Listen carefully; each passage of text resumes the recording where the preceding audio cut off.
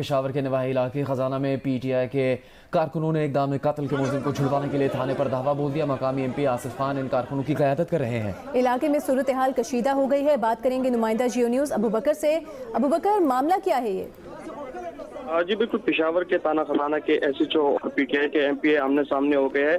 Police के मुताबिक इक़दाम कत्ल के मुलजिम को गिरफ्तार किया तो MPA आसिफ खान इन्हें छुड़वाने थाने पहुंच गए और मुलजिम को रिहा न करने पर MPA आसिफ खान के साथ पुलिस की तरफ सलामी हुई, जबकि दूसरी जानिब PTI के MPA आसिफ खान का कहना है कि मुतालिका थाने के SHO ने इन पर असलहा ताना है, जिस पर कारकुन जो है वो मुश्तइल हो गए और उन्होंने थाना खजाना के बाहर जो है वो शदीद एहतजाज किया और पुलिस के खिलाफ नारेबाजी भी की। ताहम इस वक्त जो है SSP ऑपरेशन पेशावर जो है वो थाने पहुंच गए और मुजाहिरीन के साथ मुज़ाकरात का अमल जारी रखे हुए है। मुजाहिरीन का यही मुतालबा है कि पूरी तौर पर मुतालिका हिस्सों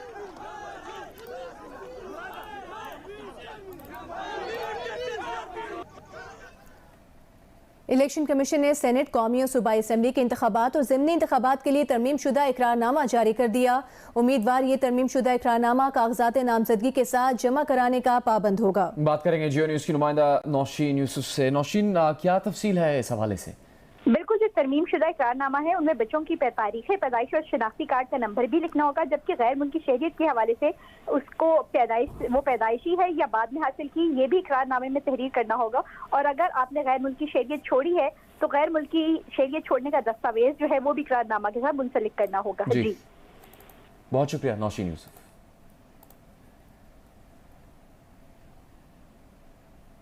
इस्लामाबाद पुलिस का कहना है कि पीपल्स पार्टी के साबिक MNA Chaudhry Saeed guest house में मुर्दा पाए गए। मैयत पिम्स अस्पताल मुंतकिल कर दी गई है और तहकीकात की जा रही हैं। हिना रब्बानी खर को काबुल भेजने का अच्छा असर न होने के बयान पर कौमी असम्बली में मौलाना अब्दुल अकबर चित्राली और खवातीन हुकूमती वुज़रा में झड़प। वज़ीर इत्तलात मरीम औरंगज़ेब, वज़ीर माहौलियात शेरी रहमान और शाजिया मरी का अब्दुल अकबर चित्राली से तल्ख जुमलों का तबादला हुआ। मरीम औरंगज़ेब ने कहा कि हिना रब्बानी खर हमारी वज़ीर मुमलिकत है। उन्होंने काबुल में पाकिस्तान की नुमाइंदगी की। अब्दुल अकबर चित्राली ने क्यों कहा कि वो खातून है? उनके जाने से कोई फ़र्क नहीं पड़ा। बाद में अब्दुल अकबर चित्राली ने माफ़ी मांग कर अपने अल्फाज वापस ले लिए। हमारी हुकूमत की तरफ से हिना रब्बानी खर साहिबा को वहाँ भेजा गया हुकूमत पाकिस्तान की तरफ से, जिसका अच्छा तासुर मेरे ख्याल में वो नहीं गया अफगानिस्तान को। हमें फ़ख्र है अपनी वजीर खारजा अफगानिस्तान गई।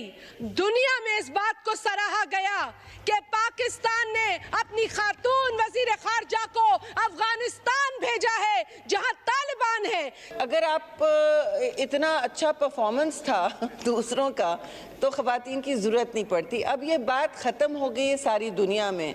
कौन खातून है कौन मर्द है उनका अब शनाख्त इस बात से नहीं होता, उनके परफॉर्मेंस और उनके मेरिट से होता है।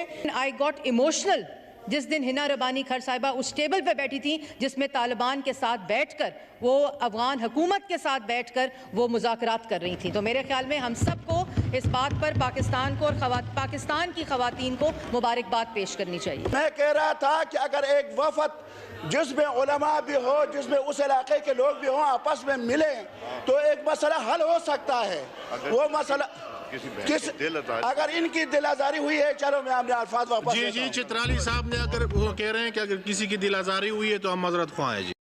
और अब बात वज़ीर आज़म शहबाज शरीफ की, जिन्होंने आज इशारा दे दिया कि ना मुल्क में जल्दी इलेक्शंस होंगे ना वो इमरान खान से बात करेंगे। प्रेस कॉन्फ्रेंस से खिताब में वज़ीर आज़म का कहना था कि अपना सियासी असासा इसीलिए दाव पर नहीं लगाया कि फौरी चले जाएं। इमरान खान फ्रॉडिया, झूठा, अनापरस और मोहसिन कुश है। इमरान खान का दिल पत्थर का है। इमरान खान से क्या मुज़ाकरात करें? इमरान खान ने आलमी इदारों से मुआहदे किए, तोड़ दिए। मुल्क को ट्रैक पर वापस लाने के लिए मौजूदा हुकूमत को IMF के आगे एड़ियां रगड़ना पड़ी। चेयरमैन PTI इमरान खान ने कहा है कि मुल्क के इदारे, फौज और अदलिया सोचे कि हम आज कहाँ खड़े हैं। अगर पाकिस्तान नीचे चला गया तो सब जवाबदेह होंगे। बोले, हैरान हूँ कि ताजिर क्यों खामोश बैठे हैं। किसानों को भी अपनी आवाज़ बुलंद करनी होगी। तमाम मसाइल का हल साफ शफाफ इंतखाबात है।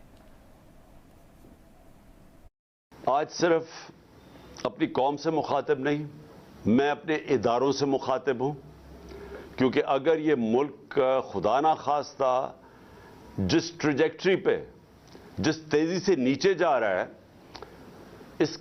इसके सारे कौम के ऊपर, सारे इदारों पे असरात होंगे। हमारे नेशनल सिक्योरिटी के इदारे जिसमें फौज बहुत बड़ा उसका एक कंपोनेंट है। उन सबको आज सोचना चाहिए कि आज हम खड़े किधर हैं। और मैं अपनी अदलिया को, क्योंकि हमारी अदलिया का भी एक बहुत बड़ा रोल है इस मुल्क के अंदर, उनको अपना रोल प्ले करना चाहिए। तो जवाब दे तो वो भी होंगे कि खुदा ना खास्ता अगर ये मुल्क और इसी तेजी से नीचे चला गया। उसके अलावा बिजनेस कम्युनिटी है पाकिस्तान की, मुझे अभी तक हैरत है कि बिजनेस कम्युनिटी क्यों नहीं आवाज बुलंद कर रही। सारे किसानों को भी मैं आज उनसे भी बात कर रहा हूं, आपको भी अपनी आवाज बुलंद करनी है। इससे ज्यादा खौफनाक सिनारियो मैंने तो कभी पाकिस्तान के अंदर नहीं देखा, और सबको पता है कि इसका हल एक है, फ्री एंड फेयर इलेक्शंस। नैब तरमीम के खिलाफ इमरान खान की दरख्वास्त की समाअत सुप्रीम कोर्ट में हुई। जस्टिस मंसूर अली शाह ने इमरान खान के वकील को मुखातिब करके कहा कि लाखों वोटों से जीतने वाला कहे कि फैसला पार्लियामेंट से बाहर सड़कों पर होगा तो जमहूरी निज़ाम कैसे चलेगा। जीत कर आया है तो पार्लियामेंट में बैठे। ये भी पूछा कि अफवाज पाकिस्तान को नैब कानून से बाहर रखना PTI की नज़र में आईनी है या गैर आईनी। मजीद समाअत कल तक मुलतवी कर दी गई। सुप्रीम कोर्ट में नैब तरमीम के खिलाफ इमरान खान की दरख्वास्त पर समाअत। इमरान खान के वकील ख्वाजा हारिस ने कहा, सुप्रीम कोर्ट ने आर्मी चीफ एक्सटेंशन केस में कानूनी खला पुर किया था। असफंदियार वली केस में भी सुप्रीम कोर्ट ने तरमीम कलअदम करार दी थी। जस्टिस मंसूर अली शाह ने कहा, असफंदियार वली केस में अदालत ने इंसानी हकूक से मुनाफी होने पर कानून कलअदम करार दिया था। नैब तरमीम केस में तो आप कह रहे हैं कि जो मिसिंग है उसको शामिल किया जाए। जस्टिस इजाजुल एहसन ने कहा, नैब तरमीम से जो शिक्के निकाली गयी इनसे कानून ही गैर मुस्तर हो गया।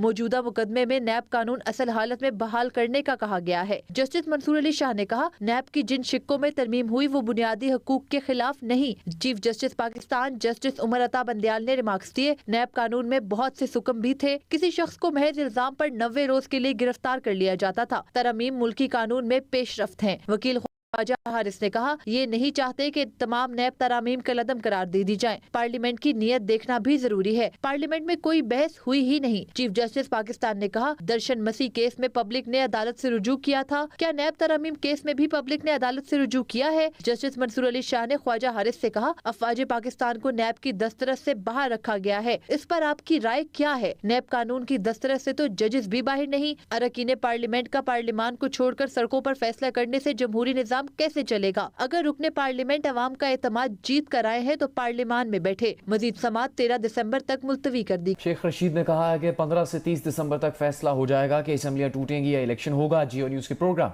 आज शाहजेब खानजादा के साथ में बात करते हुए उन्होंने कहा कि परवेज इलाही इमरान खान की बात मानेंगे और मुस्तफी हो जाएंगे। शेख रशीद इंटरव्यू के दौरान रो दिए। मैंने हसीन के नीचे लोगों को रोते हुए देखा पाकिस्तान के लिए। लोग रो रहे थे, लोग चीख रहे थे, खाना काबा के दरवाजे के नीचे छाती लगा के लोग रो रहे थे।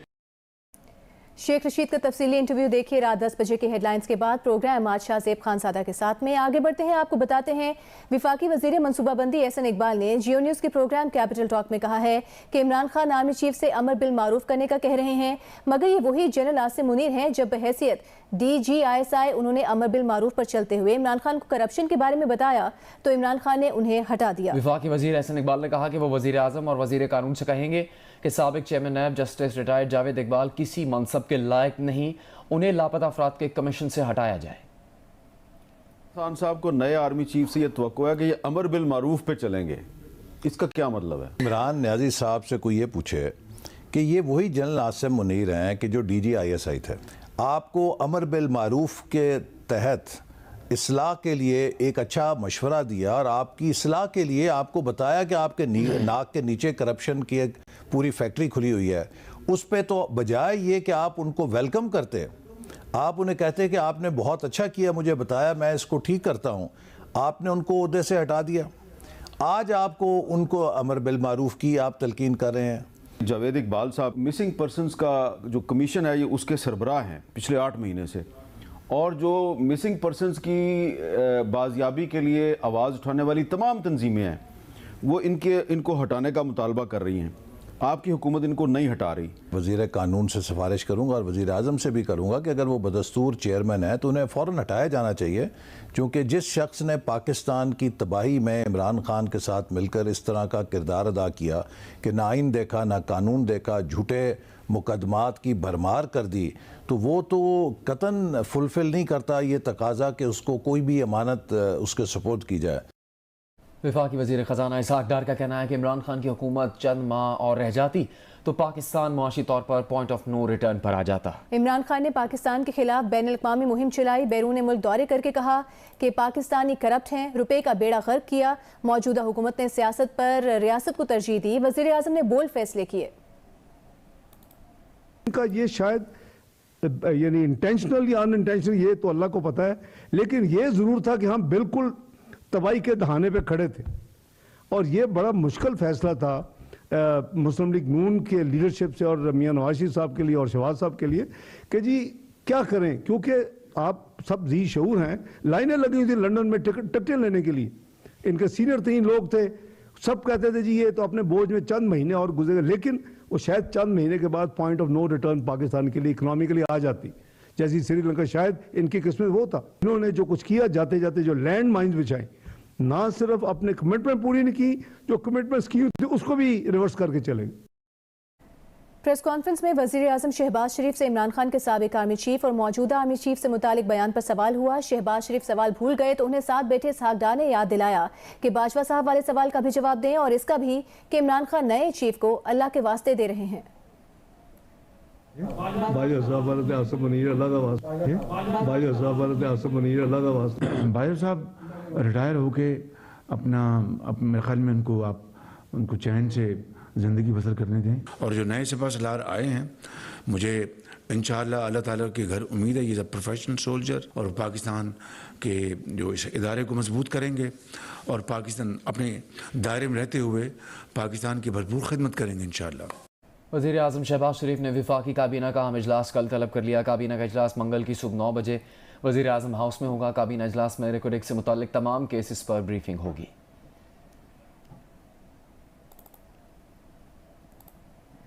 कंबर शहदाद कोट, वारा, दादू, खैरपुर, नाथन शाह के सैलाब मुतासरीन का एहतजाजी मार्च लाड़काना पहुंच गया। अवामी वर्कर्स पार्टी के ज़ेर एहतमाम निकाले गए इस मार्च में ख़वातीन, बच्चे, बुजुर्ग और हिंदू बरादरी के अफराद शरीक हैं।